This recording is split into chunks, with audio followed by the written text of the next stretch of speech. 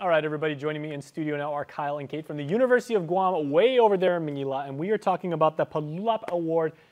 Hafa, thanks for joining me. Thank you for having us. Okay, I am fascinated, and I'm sure our viewers would be too, about hearing about this award. And are nominees being sought right now, or it's pretty much like locked up? They are being sought right now. Awesome. In fact, we have a deadline of February 13th for this year's cycle, 5 p.m.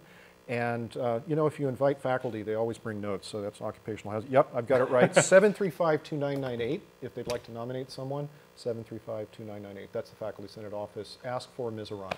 We are taking nominations right now. Okay, Kate, can you maybe break down some of the mechanics of the award for people that may not be familiar with it? The mechanics of the award? Yeah, or just who it applies to and what it covers.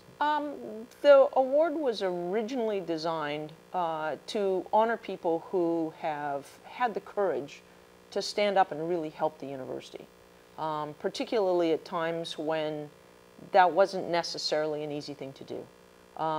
And so we have continued to seek out people who have helped the university in this manner and continue to do so. One of the interesting aspects of the award is we are actually beginning to have some difficulty finding awardees, which is, in perhaps an odd sense, a really good thing. Mm-hmm. Because right now the university is enjoying a time when the university's accreditation is excellent. We received an 8-year accreditation from our accrediting body, WOSC. In addition, the relationship between the administration, the union, the faculty is excellent. And so it's a time of peace and prosperity at the university. If you have fewer problems to fix, you know, like you said, that's a good problem to have. Yeah. Right. It's important to take an example, a comparison to honor war heroes, but you hope you don't have another war. Exactly. But eternal vigilance and all that. And we say it here all the time, you know, like people come on the show and they're seeking volunteers to help do these island-wide cleanups that we have so often and everything like that. It's like we would hope we would get to a point where we don't have to have island-wide cleanups. Right. Okay, so what are some of the criteria? Because when you said the courage to help the university, that may be interpreted in a number of ways, Kate. You can say, like, you know, people that maybe made a monetary contribution, people that, you know, spoke up or spoke out and pointed out, you know, inefficiencies or, you know, controversies at the university. Maybe even people that maybe submitted papers and just furthered the research body of the university? Well, maybe the best way to answer that would be to talk about briefly about a couple of the past recipients of the award. Certainly. So we first gave the Palulap Award to 2 former regents. This was in 2008, Marie Regis Nelson and Donna Muñoz Quinata for their outstanding service as regents at a time when we had a presidential search underway. This is critically important. This is the CEO of your organization. I remember that. Yeah, and there was, no other way to say it, a lot of outside and unrelenting pressure on whom they should select. And you can't run a presidential search that way. The university has, it takes a village to raise a child. It takes a community to support a university. So the university has to be responsive to the needs of all of its constituents, not a few. These regents were particularly courageous in speaking out and protecting, safeguarding the integrity of the process to make sure that the president was selected as the best person who could lead us. And those regents very often represent external interests and may have their own political pressure. We don't want to get into that, yeah, but you know, certainly they have.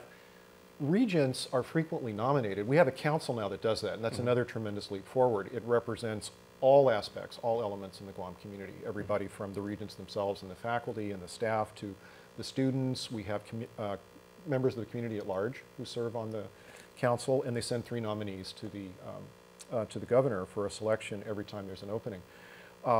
So they might be selected. An individual regent could be nominated because, let's say, this person has fantastic business experience, and we need that on the board at this point. You know, these 2 people do. But once they're on the board, they're not just representing the business community, they're representing all the stakeholders and all of the people who count on us to deliver that first-rate education. Well, this is an interesting award because certainly this distinguishes you, and, you know, as you said, Kate, you know, like it shows that you've got the ability to speak up, and fearlessly so. Isn't that what a university level education and you expect every member of the university to do, to think critically, to challenge the status quo, and to make sure that the university is performing at its optimum? Ideally, yes. Ideally. But one of the issues is that the Palulap Award actually is looking for people who help to ensure that would actually be true of the university as a whole. Okay. There have been in the past, unfortunately not currently, there were those in the community who didn't want to see intellectual breadth or even people who were free thinkers, people who were, say, the top in their field, but not necessarily politically correct. And that sort of autonomy of the university, but also the integrity of the process, the importance of people at a university being able to explore all ideas and explore them as fully and completely as possible. All right.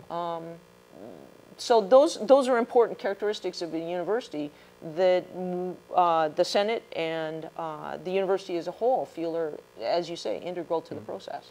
There's a really good example that ties into that. Some of our other award recipients, there was a time some years back when the legislature, Guam legislature, passed a budget bill. This was at a time that we were anticipating there'd be yet another referendum on casino-based gambling, on the ballot come November. But the budget bill contained a provision saying that no GovGuam agency, including GCC or the university, could hold any public forums to discuss the pros and cons of what was being referred to as gaming. Well, you can't have a university with a gag order. We have to be able to provide a forum and to provide information to help people make an informed decision, to work with our students, to reach a consensus. So one of the things that we've been blessed to be able to rely on is really good journalism. So two of our recipients were for the Pacific Daily News in 2009, and in 2016, Ms. Jane Flores, in each case for courageous journalism, for reporting on what was happening and the kinds of pressures the university was experiencing to alert the community. We're grateful for it, and we couldn't have this solid, firm foundation of accreditation without those people. Okay, so now we've got everybody's, minds spinning right now and thinking about that real quick. How can people nominate, and can they do so electronically? Is there a form that people have to fill out? Again, the best way to do that would be to call the Faculty Senate office Okay. at 735-2998, ask for Ms. Arana, and she can send them all of the nomination materials and the specifics. All right, perfect. Thank you so much. Thank you. It was Thank very you. enlightening. All right. Please stay tuned, everybody. We will be back with much more when we return.